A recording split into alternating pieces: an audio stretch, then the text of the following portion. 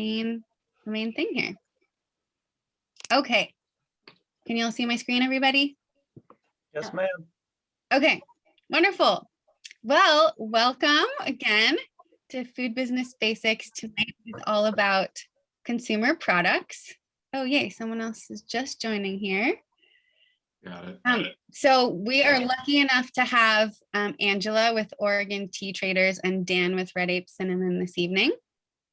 And I'm super excited to be partnering with Micah Elconin at Eugene's Table. And he is going to talk more about what Eugene's Table does, but he's an incredible partner in the Eugene and Lane County area for starting a food business. Oop. Just quickly, I'm Ariel Rubin, the Lane County Venture Catalyst with Oregon Rain, and I also own my own marketing firm and like to say I'm the innovation strategist at my family's business, Hummingbird Wholesale, right in Eugene, and we're a wholesale distribution for organic bulk food. So I love the food space. I'm a part of it. And Micah, I'm going to hand this over to you if you want to do a quick intro of yourself as well. Yep. My name is Micah Elconin. I'm the president of Season to Taste. I do consulting for developing food businesses and food systems organizations. But the primary project I've been working on for the past 3 years is called Eugene's Table. It's a partnership of Eugene area food and beverage manufacturing companies, companies like Red Ape and Oregon Tea Traders. And Ariel has been kind enough to add here that I am the founder of a previous business I ran called The Educated Vegetable, which was a personal chef business that I ran in Southern California during my mid-20s. We should have a whole episode of you just telling stories about that. Yeah, that's actually a really good idea, Dan. There's some pretty good stories. Dan's heard some of them. Why didn't I think of that? Oh my gosh, Micah, you're coming back. How fun. So the agenda this evening, we'll have questions throughout. So you're welcome to put them in the chat and then we'll just close at 6:30. Just some virtual etiquette, just remain muted if you don't mind, just so that there's not background noise disturbing other people's ability to hear. And yeah, like I said, you can put questions in the chat or you can use the raise hand feature and you can totally come off mute because we're a small group. And then this place is a place for fun, learning, and inclusivity. So please be polite, supportive, and positive in conversation and in the chat. This is being recorded, so I'll make sure to put it on YouTube, so you're welcome to access after the fact and share. Just quickly, our mission at Oregon Rain is to partner with Oregon communities to catalyze entrepreneurial ecosystems, connect to resources, including overlooked entrepreneurs, and contribute for startups. So going into small rural communities across Oregon and helping them make sure that there's mentors activated and networking opportunities, workshops, capital, and all these different elements, and much more. And we can't do it alone. We love catalyzing communities, so it's important to stay connected, especially now, and all are welcome. Huge thank you to our partners, mentors, entrepreneurs, and funders. We love creating thriving entrepreneurial ecosystems with all of you. This is our team, ever growing and expanding. It's pretty exciting. We're taking Oregon by storm and we're stationed in various communities across Oregon, supporting small businesses and helping with so many needs. Anything you need, let us know, even just a shoulder to cry on. That's certainly happened before. Micah, I thought I'd hand it over to you to just share a little bit about Eugene's Table. Sure. Yeah. So Eugene's Table, like I said, it's a partnership of Eugene area food and beverage manufacturing companies. So companies all throughout Lane County. We do three main things. We help connect members of the industry to resources and to each other. We help amplify marketing and PR, both for member companies, but also for the region's food industry as a whole. And we act as a catalyst for new projects or partnerships that help kind of raise the tide for the whole industry. Awesome. Yeah, you guys are an incredible resource for Oregon businesses and Eugene businesses in particular, but I've certainly referred people to you in Lane County, so thank you. Cool. Just a little bit about what's next. So there's always free resources available. You're welcome to email me. Everything that we do is free and funded by the state and cities and counties and private funders. So also check out our website for lots of different business focused events. We have some cool accelerators coming up.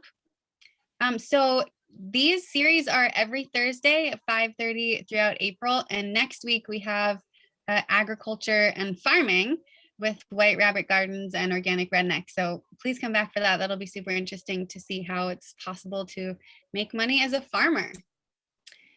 And then the following Thursday is Beer, Wine, and Spirits. So we have Homegrown, Hayworth, and Coburg Distilling. So that will be awesome as well. So like I said, this evening we have Oregon Tea Traders and Red Ape Cinnamon. And we're thrilled to have Dan Vishny, who's the CEO of Red Ape Cinnamon, and Angela McDonald, the owner of Oregon Tea Traders. And with that, I'm going to hand it over to Micah, who will ask them to talk a little bit more about themselves and introduce themselves. So welcome, everybody. Great.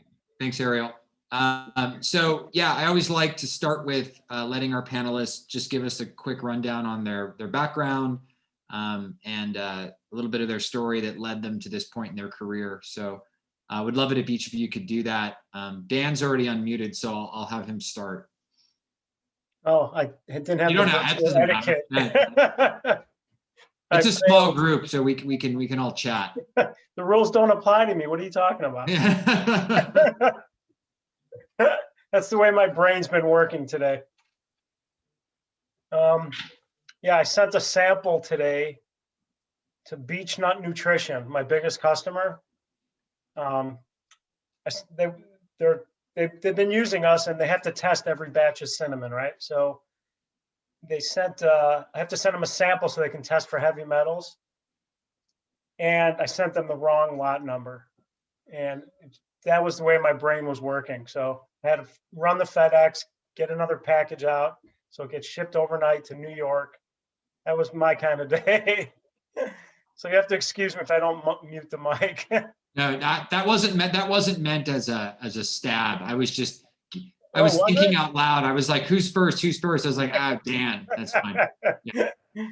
Okay. So my background is finance. I'm a CPA, MBA specializing in finance. I'm a fractional CFO, which means I have a handful of clients that I either sit on the board of or am their CFO, basically. And in the middle of all that, I bought this company, Red Ape Cinnamon, 8 years ago from a friend of mine, Marty, who owns Singing Dog Vanilla. And I just kind of fell into it because I love the food space and I love Marty, and I wanted to be in this food space. I've been vegan for 30 years, so I'm in and out of sun dances around the country. And I wanted to be in this business, and this opportunity presented itself, and I never knew I was going to be a aficionado of cinnamon and everything there is to know about it. But here I am, and I know everything about it. Awesome. Thanks, Dan. Yep. Angela, can you tell us a little bit about your story?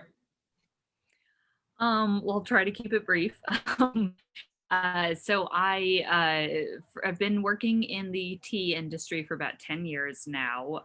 In 2006 to 2009, I lived in India and in China, mostly in Tibet and northern India. And while I was there, I married a man from Tibet, and when we came back here to the US, I was finishing up a degree in cultural anthropology, and very quickly after graduating realized how little that gave me in terms of job prospects. And so I was trying to figure out a way that I could kind of combine the interest in being able to travel to visit family, my husband's family, and keep that connection with his origins, as well as give us the flexibility to raise children. And through an odd coincidence, I ended up running into a woman who was selling a very small tea company that she had started. She had her products in about 3 stores around town and had 4 or 5 people that would order online from her once in a while. And I thought, tea, I love tea. I know nothing about business and I know nothing about selling anything, but sure, I could try that. And thus I was launched into the tea industry. And I kind of had to learn business as I went. I went through the Lane Small Business Management Program, which was wonderful. I still go in and talk to them all the time about my new weird, crazy ideas and, just needing some grounding and some advice. And I have I'm a very avid gardener, as you can probably tell from the background behind me with all the plants sitting around.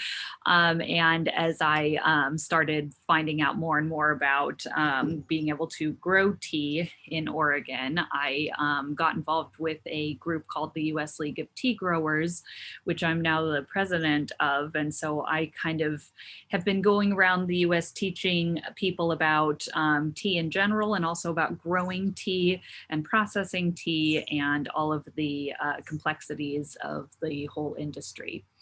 So yeah, that's where I'm coming from in a nutshell. Sorry, I tried to keep it short. No, it's unfair to ask people with rich careers to keep it short. And I actually think for me, that's one of the funnest parts to hear about. So no worries.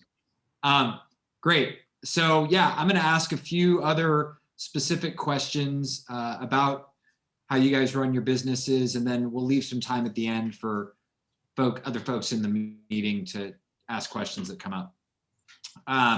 So the first one would be, can you guys each describe the space you use for producing, packing, shipping your product? I find that a lot of entrepreneurs, when they're getting going, sort of don't know where to start with that. So I thought it would be helpful for them to hear about each of your spaces and how you coordinate activities in there. So yeah, well, Dan, you can go first again. So mine's kind of boring. It's just a warehouse. And we have a tiny little clean room with FDA approved, where we do some packaging. A lot of the packaging used to be packaged at Pearl Buck Center.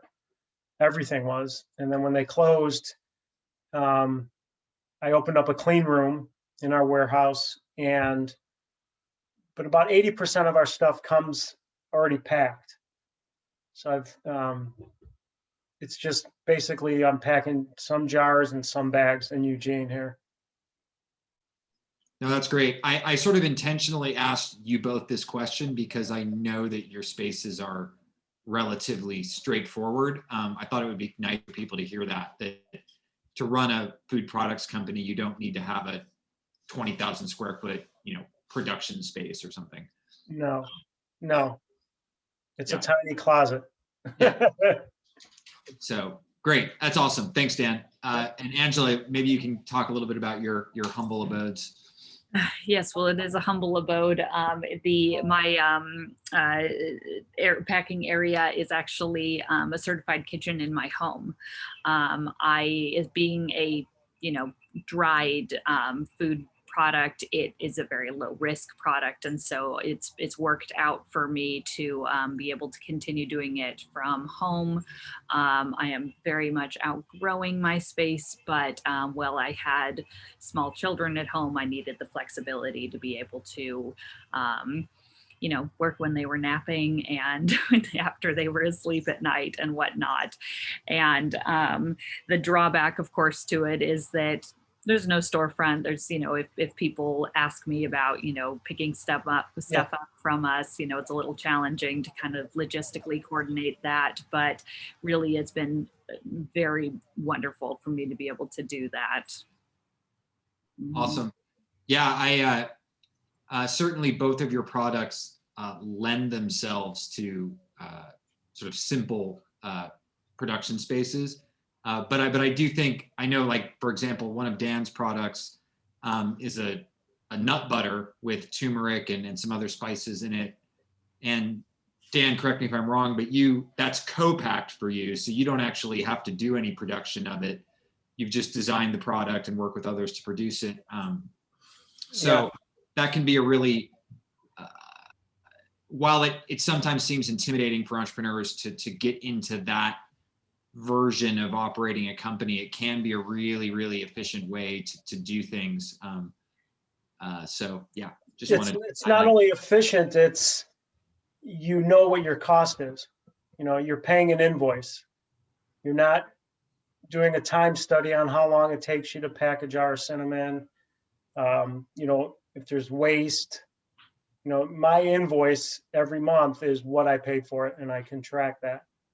Right. And now, instead of packing, I can focus on selling, right? It's just one less headache. The more I can get packed in Indonesia or in Grand Rapids for the sunflower butter, the better for me.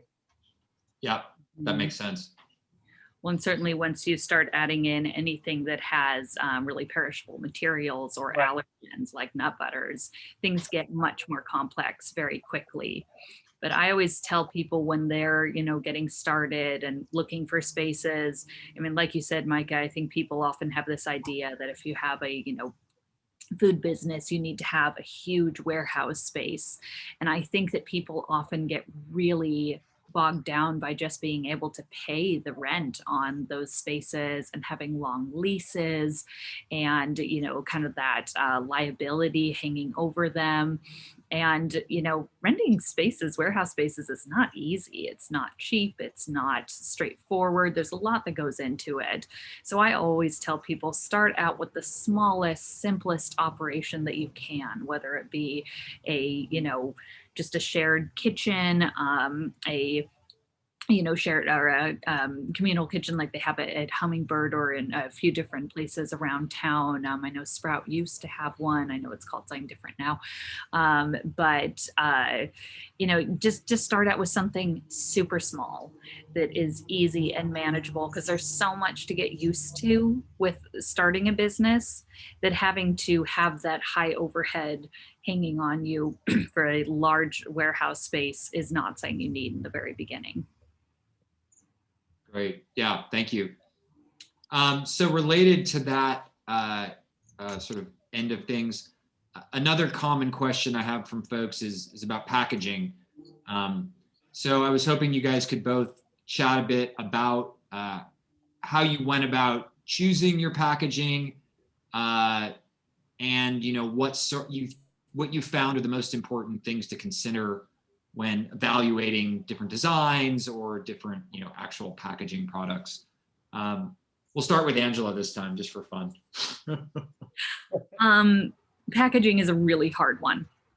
It's one of those things that you have to do a little experimenting to see what's going to work best, but also you have to, if you're going to really make your product sell on a shelf in a store where you're not there, you're not sampling it, and yours is one of a whole bunch of different products.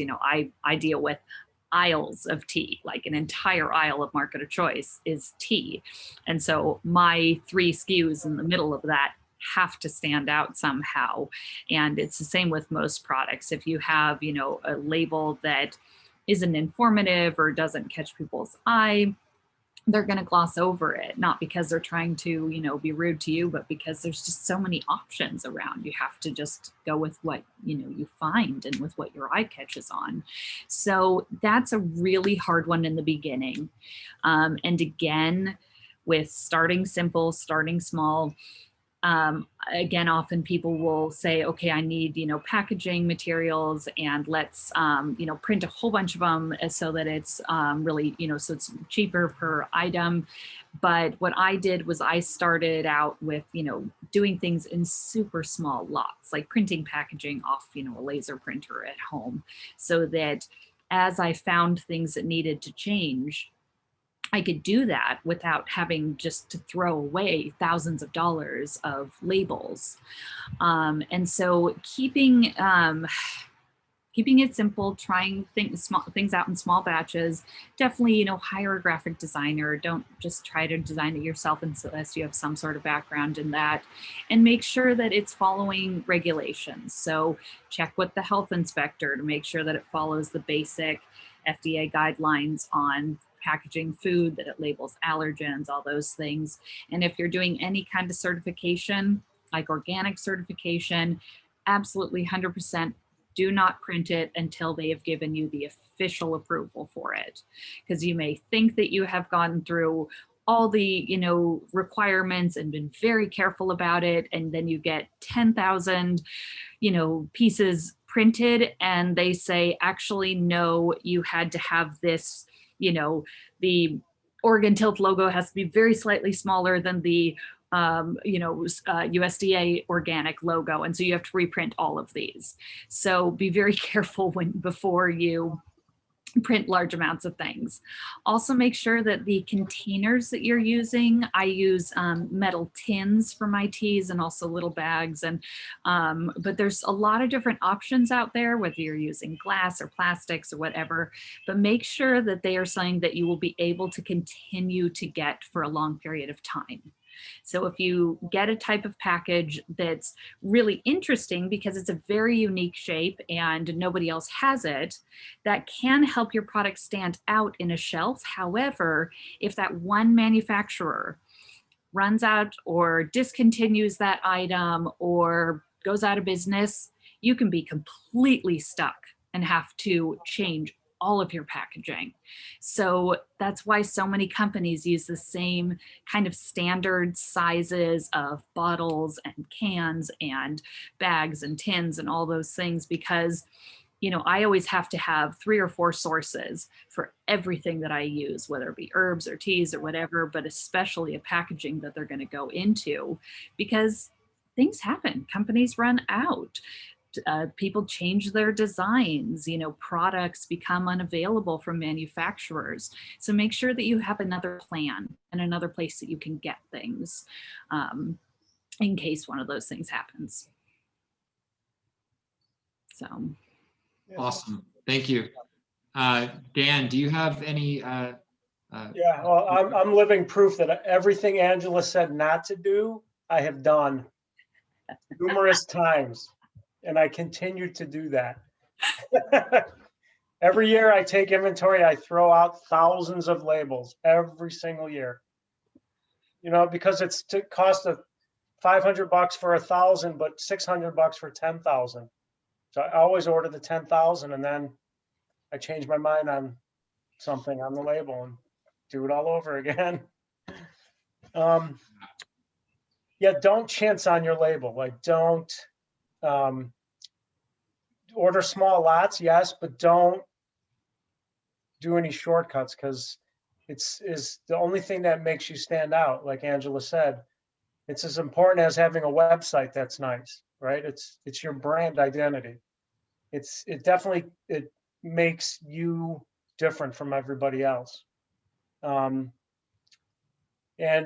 use color as much as you can, even though if it's a little more expensive, like, it just makes it look like you're bigger than you are, sort of, you know, you're like, it just gives you street cred.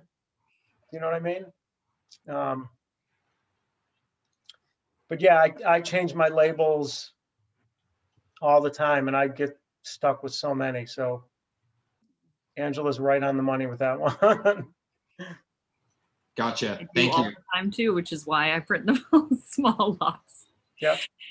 Every time I think, okay, now they're perfect, then, you know, the next week something has changed and I'm like, oh shoot, you know, what do I do now? And you each both have, I mean, dozens of different products, right? I mean, so that starts to get pretty complicated pretty quickly, I would imagine. So it's the likelihood of there being something that needs to change is probably very high when it comes down to it. Yes. and things do change. It seems like they wouldn't, but somehow, you know, like yeah, I've had teas that have had the exact same list of ingredients in them for 10 years, but yet, you know, I added an organic certificate. I took out a fair trade certificate or certification. You know, the labeling requirements for some of those groups changed. You know, there's so many things that I never would have anticipated.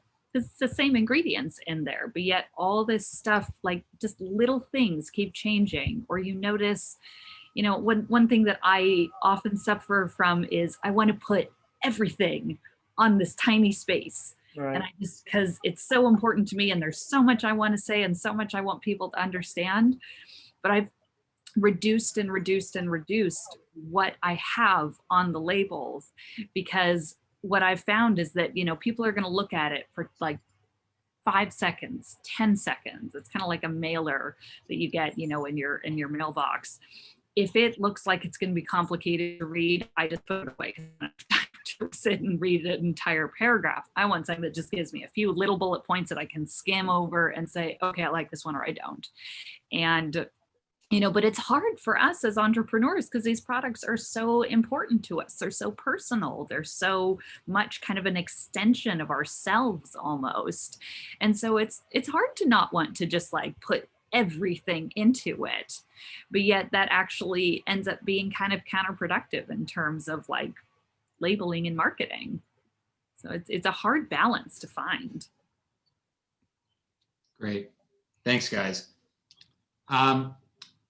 One last question from me, and then we'll open it up to everybody else. So moving on to marketing products, what have you guys found are some of the most effective tools for marketing products at the scale of business, you know, you're currently operating at? Or more generally, how do you help encourage more people to buy and continue buying product from you? Angela, you can start again. Okay. Stay away from print advertising.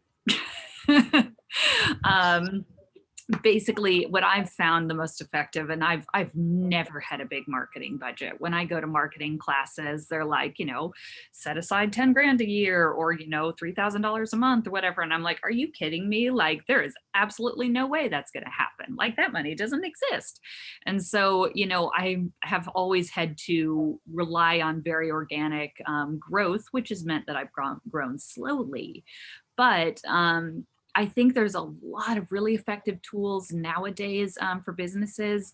Honestly, social media, as much as, you know, I'm kind of old and I, you know, don't really know how to do social media very well. It's not really my thing.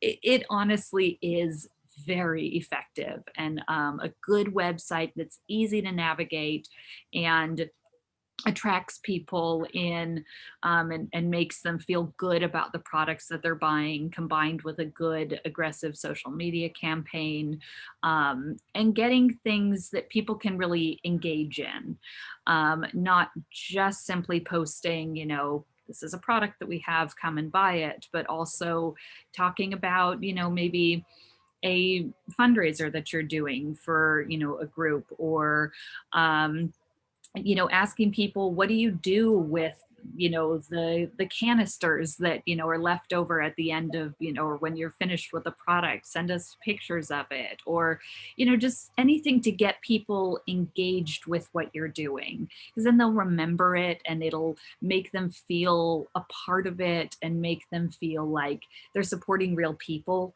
not just, you know, a company that, you know, money is just a drop in their bucket and they don't even ever notice.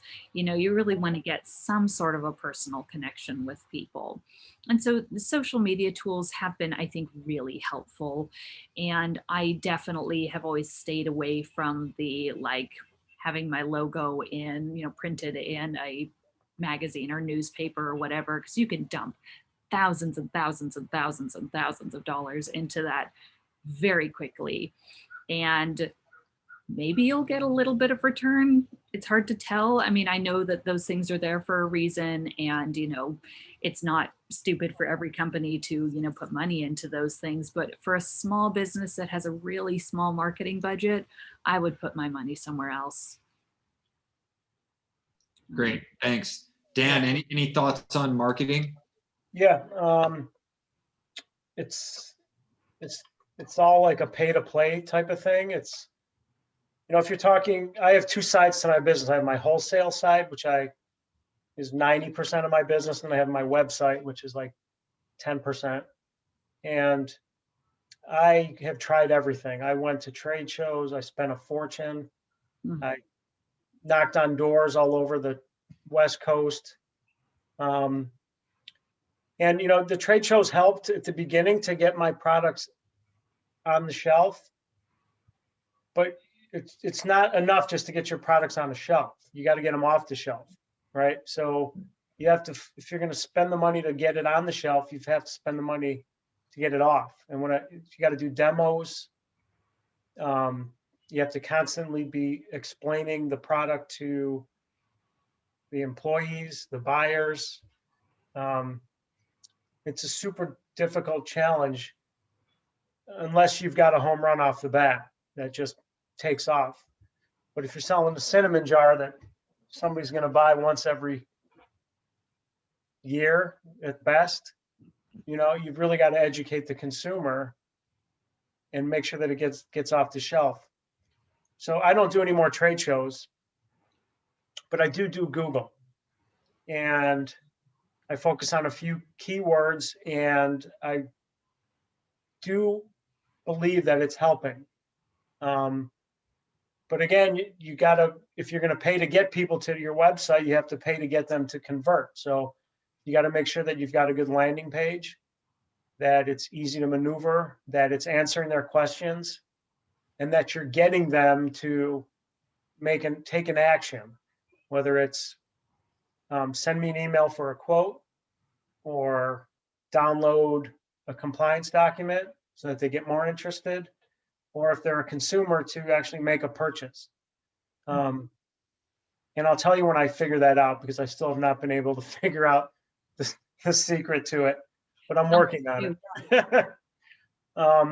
I paid for influencers. I got lucky in my second year. A famous blogger named Food Babe, never heard of her before, but apparently she had 1 million followers, came up to me at a trade show and wanted to do a promotion where she would get a commission on if I got any sales. That took a ton of my time.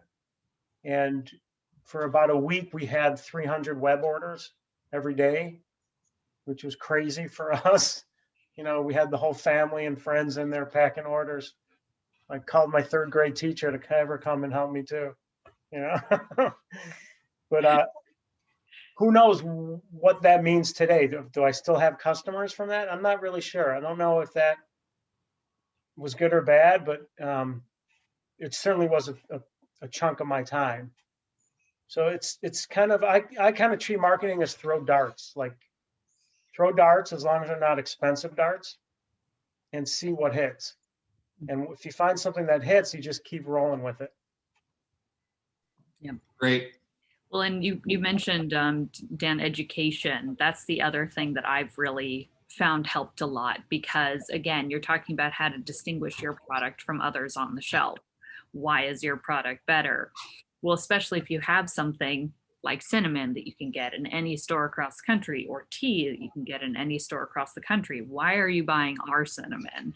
And why are you buying our tea? So, these things, most of us get into a product because it has an interesting history. It has an interesting, benefit. It has something that really speaks to us. And so what I've learned over time, I never liked kind of being the face of my company and being out there and talking to people about how great my stuff was. It was kind of outside of my comfort zone. But what I really realized was that framing it as like, I'm so excited about this product and I want you to be excited about it too, because it's so interesting and it's so complex. And that has really gotten me a lot of followers and people that don't just buy once and then never think of you again, but Right. people who will repeat over and over and over again, will keep coming back for stuff because they say, oh, I took a class of yours and I loved it. I was so fascinated by it. And the more they get engaged with the product, the more they use it. So we talk in the tea industry about how to convert people from commodity tea, you know, the generic tea bags that you buy at the store, into specialty tea. And really the biggest way to do that is through education. And so I always say I will always, talk people's ear off about tea anytime you let me, because I love talking about it. And the more that I talk about it, the more people get interested and they come up to me and say, oh my gosh, I had never understood what this was about. And now I'm just trying everything that I can because, it's so exciting and it's so interesting. And so it really sticks in their mind. And then, like I say, they become a repeat customer as opposed to a one-time customer. And that's who you want. A one-time customer gets you, a few dollars, whatever. A repeat customer is worth their weight in gold. And then they will tell people, tell all their friends about this company that they're excited about. So they end up, spreading it even further. So figuring out, again, how to get people engaged so that they are loyal to your company and tell their friends to be loyal to your company is really essential. Yeah. And part of marketing, if I can jump in, Mm-hmm. part of marketing is having integrity in your company, right? And having a consistent product, doing what you say, not cutting corners. That's so important. It's not just being selling. It's backing it up with having a good product and just being a good business person, I think, because that goes a long way with my customers. Once somebody knows that you have integrity, they're going to be your customer forever. Right.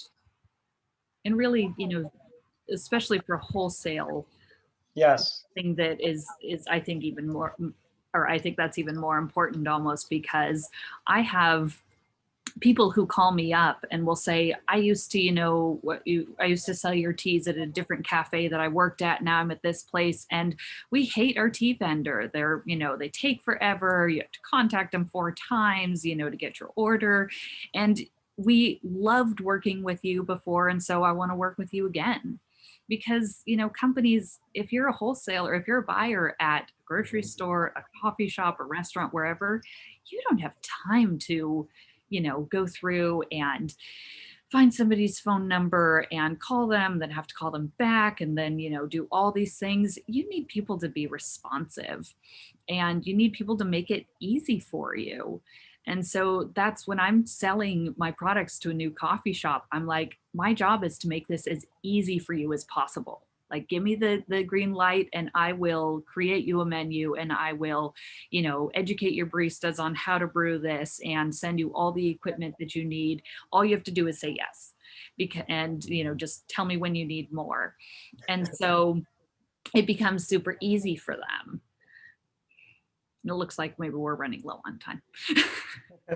Oh, no, we're good. I'm actually was realizing that I wanted to put your websites in the chat.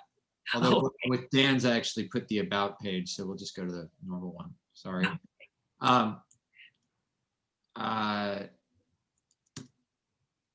Do that. Awesome. Yeah, we had one person that just dropped out, but she said, thank you so much. This was super helpful, but I have to go. Thank you. Yeah, I appreciate what you guys are saying about the education piece. I think that's pretty much a requirement for anybody trying to create or to market a niche product, which just about every new product has to be, because essentially what, you guys are selling something that's better quality and more expensive, than commodity tea or McCormick cinnamon. So yeah, it seems like that is the key to getting people to feel like they want to go out of their way to get that thing. So yeah, those are sage words. Well, exactly. And again, it's, you know, when you're in the grocery store and you're walking down an aisle of spices and you see 10 different kinds of cinnamon, what's going to make you grab red ape cinnamon? Or when you That orangutan. Yeah. absolutely. Eye catching is very different. So yeah, you have to think about it that way, you know, because it's, again, it's so personal for us that it's so easy to just think, well, mine is just better. Like, don't people get that? But, you know, think of yourselves. I mean, even like, I've done this before. Go to a grocery store with one of your products in your hand, you know, let's kind of look around and make sure nobody's looking or something. Not that there's anything wrong with it, but like nestle it into among other things on the shelf. And then just like walk away from it for a minute and walk back and look at it and think, do I even notice this? Does this look different? Like, how does it look different, you know, from other things on the shelf? So, because it has to speak to people and have That's other. I'm glad you brought that up about going into the grocery store, Angela, because so Dan mentioned Marty from Singing Dog Vanilla. Marty is a fairly experienced food entrepreneur. Singing Dog Vanilla is a pretty well-established company, especially given that they just sell vanilla. Marty anyone who knows, Dan's laughing as he knows this. Marty loves to hang out in grocery stores. When I've gone to events with Marty that aren't in grocery stores, and during the breaks he goes, "Hey, let's go check out this grocery store." And we walk in and he's like checking all the products on the shelf and looking at his product and looking at other people's product and noticing how things are priced and noticing how they're organized. He just loves it. And he's getting so much, it's like free research. Yeah. So yeah, I always I think that's a really good practice to develop for a food entrepreneur, is to be very comfortable poking around in the grocery store. Yeah. Oh, absolutely. Yeah. And look at how, you know, other companies are, you know, see what the trends are. My friends love coming up to my house because I constantly have this giant pile of tea to give them, because when I go to the store, I look in the tea aisle and I say, that's a really weird flavor of tea. I wonder what the heck that's like. And I buy a box of it and I try it. And just because I'm kind of not it's not usually what I want to drink every single day. And so I take one drink of it. I go, that's interesting. I don't want to drink it anymore, but I'm glad that I checked it out. And so then I give the rest of it away. But it's just great market research, because then I also look in the other stores and say, wow, that one product that I didn't really like, that's in like every store, and it's been in every store for months. So it must be selling. And so you kind of start to get this idea of maybe that's a popular flavor right now, or what else about their packaging, or about even how, you know, how the tags are set up on the shelf, what placement on the shelf your things are in. All of those things play into, you know, the success of sales on the shelf. And so, you know, whether it says, you know, this many servings out of, you know, this package to kind of help people get through the, you know, more expensive price or tag or whatever, or having, you know, the grocery store put a little sign on that says we're local or something like that. You know, just look around and look and see what, you know, what the products are doing on the shelf, because you can also just get a sense of, especially in the larger stores, if you go into Whole Foods and you see the same product on kind of an eye level shelf for a long time, that product is moving. They won't keep things on the shelf for very long if they're not moving steadily. And so look at what those products are and think, what are they doing right here? And how do I reflect that onto my packaging? That's great. Okay, well, I want to make sure we leave a little bit of time for questions for anyone else. Does anyone else on the call have questions for Dan or Angela? You can just jump in. This is a small group. Hi, this is Tom. Sorry again for the background noise with my microphone. I was wondering if you ever survey your customers so you could target market them. You know, when I hear about your two products, I think of maybe the RV industry, or, you know, as a target. And they have online sales, Camping World, and all those things where those people definitely have their coffee and tea on a daily basis. Do you survey, find out age groups or workplace styles and things like that? Dan, do you have thoughts on that? I've never done that. No. Okay. I haven't, well, I've done some of that. So often, you know, I follow industry trends and industry information, you know, through different groups. So, you know, I can look up who in, you know, which age range are drinking specialty tea versus commodity tea. What, you know, sometimes you can get information just by doing searches about, you know, what other types of things people are interested in at this, you know, if they, you know, are RVing and also like tea. Or I often go to things that have to do with like art or books and even like fiber arts and things, because I know kind of like those are my people. Those are people who drink tea also. You know, I'm not going to go to a gun show and try to sell my tea. It's probably not my group. And so, you know, that comes, I often will ask my customers just, you know, information about themselves just when I'm at places, you know, at events, chatting with people, you know, just to kind of get a little bit of a sense of what types of things people are interested in, that they also, you know, are in, when they're also interested in tea. And that's something you kind of just start to gather over time, but it's a little hard to really target in like a survey. Part of the problem with, like, if I were to put out a survey to my customers, is that the people that I'm going to reach are already people that are interested in tea probably. And so I'll certainly get some information from them. Maybe I'll see that a big trend among my followers is knitting, for example. But, you know, I'm not going to necessarily know some of the other, you know, industry or groups that I might be able to kind of break into, because it's just not an area that I already had a following in. So I think that surveying your customers can give really good information, but I think you just have to be really careful to make sure that it's not kind of biased by other factors, you know, associated with your current reach or whatever.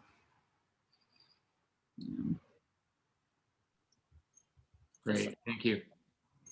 Yeah, Kelly or Darla, if you want to unmute too and tell us who you are and your background, because Tom was talking about who he was at the beginning, or I think I introduced him. So if you all want to ask, we'd love to hear who you are. I'm calling you out. Well, I'm Darla Beardsley, and actually I'm not a food entrepreneur. I'm a graphic designer who is working on building my portfolio in food packaging, and I also do websites. So I've got a couple.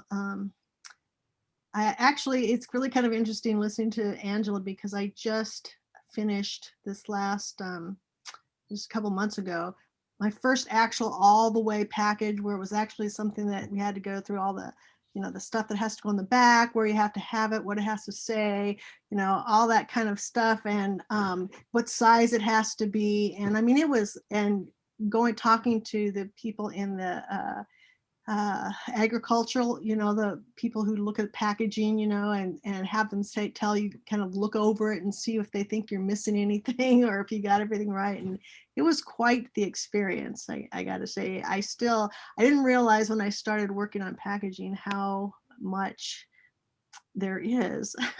And I still think it's fun, but boy, was that an eye opener. That was like huge. Just sort of like, you know, when you do stuff and you think, okay, I want to do this. And then you get in there, and then the more you're doing it, you go, wow, I have to do this too. And then I have to do this too. And then it's like, so it's kind of like being a food entrepreneur in that you have to learn all the stuff, and it's it's really interesting. Yeah. So that's what I do. And that was a fun project. And then also I do some websites and stuff. So that's me.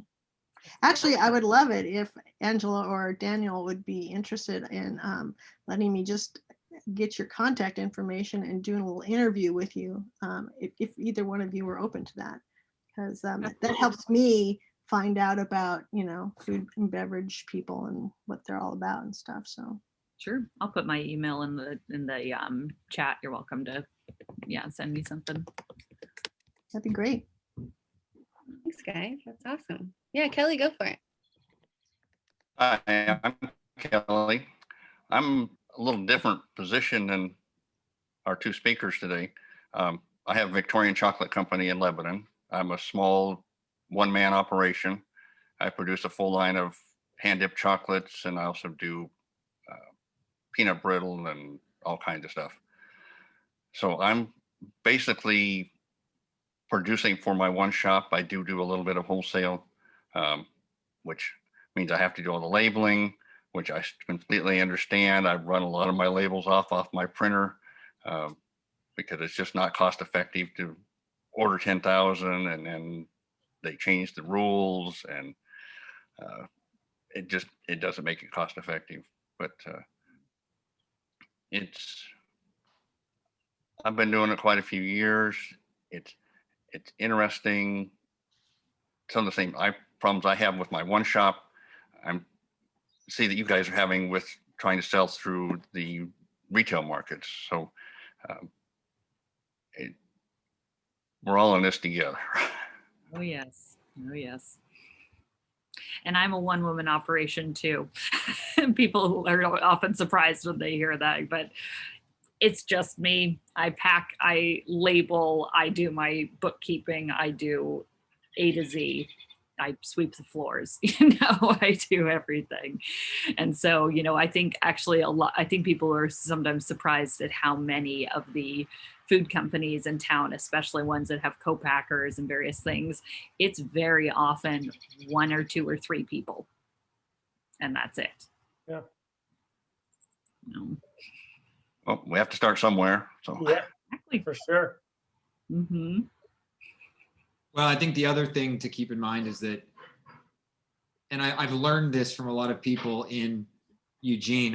This is going back to the interview I did with Dan a little bit, but you don't have to have, your goal does not have to be to grow a massive business for your business to be a success, right? Like success could be you having the life you want and your business supporting that. And, I think Angela and Dan both represent folks that are doing that really, effectively in my eyes. So yeah, sometimes a 1, 2, 3 person show is all that's necessary for it to be a really positive aspect of your life. Yeah. my goal is to put out a good product, make a living to support myself, and just enjoy my life. I don't want to have 15 locations, 500 employees. That's not me. No. Here's to you. Absolutely. This is Tom. I wanted to make a comment. In the last, since our last meeting, actually 2 weeks ago, since the first meeting, I've talked to 3 or 4 different families or couples or groups for renting a 70-seat restaurant. The quirk of my building is there's a 1,200 square foot basement that is only accessed from the back kitchen of the restaurant, not from the exterior. So the ideas that these entrepreneurs come up with, what they would do with that basement space, is quite interesting. Some of them want to do labeling and packaging and so forth down there. Some want to have cookie training schools or some children's school about enjoyment of cooking, things like that. So it's just amazing what entrepreneurs can do with a little extra space sometimes. Is what I haven't leased the place yet, but everybody has a dream, an idea that's bigger than the kitchen. Yeah, that's my thought. That's great. That's very true, Tom.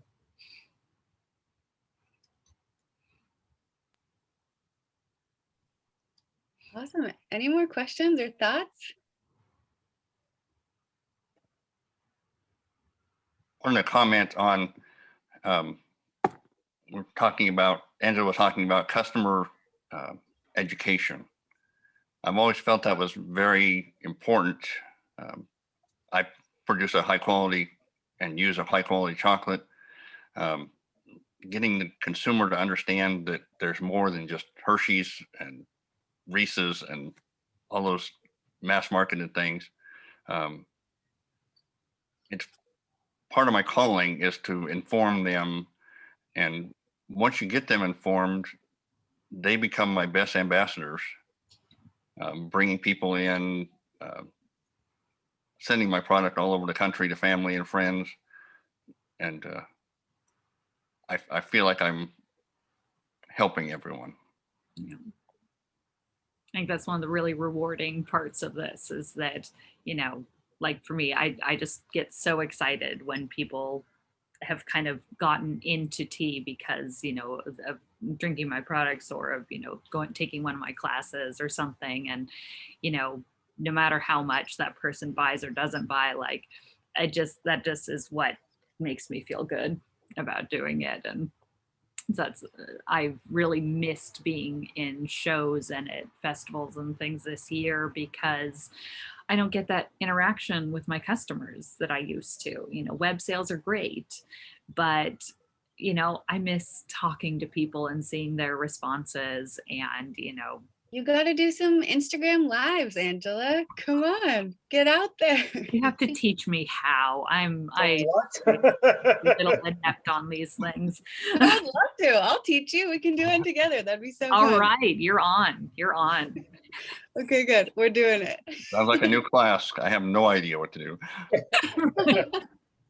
I've taught a few virtual classes, but like Zoom is about my limit on those things. So No, Instagram lives. That's where it's at. Yeah. okay. Now if you start getting me into TikTok, I'm gonna I think I'm just gonna be like, I don't know what to do. Yeah, maybe that's next. Yeah. Right. Heather, do you have a question? It looked like your hand was raised. Yeah. I was asked Kelly, when do we get to try your chocolate? Oh. Well, I wish I could get some to you.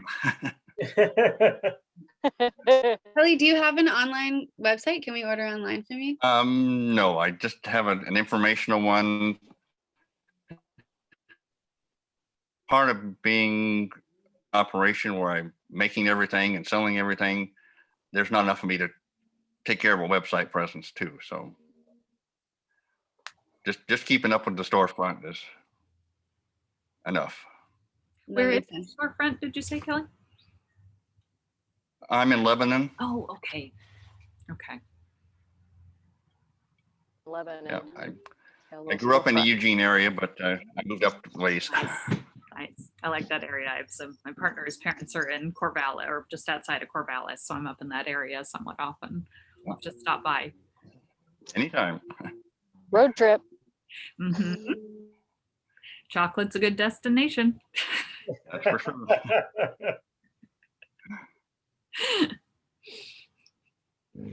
Well, wonderful. Thank you so much, everyone. We're at the top of the hour. I'm sure we could all stay and hang out forever. This is such a fun group. And gosh, thank you so much, Dan and Angela. That was really, really inspiring and amazing content. So we really appreciate you. You're welcome. Yeah, thanks, guys. Yeah, thanks for having us on here. Thank Yeah. you. Thank you again. Bye. Awesome. Take care, everybody. I'll post the recording after the fact and I'll send you all more information. Great. Sounds great. Thank you. you. Good Bye. to Have a great evening. Take care. Bye. Bye.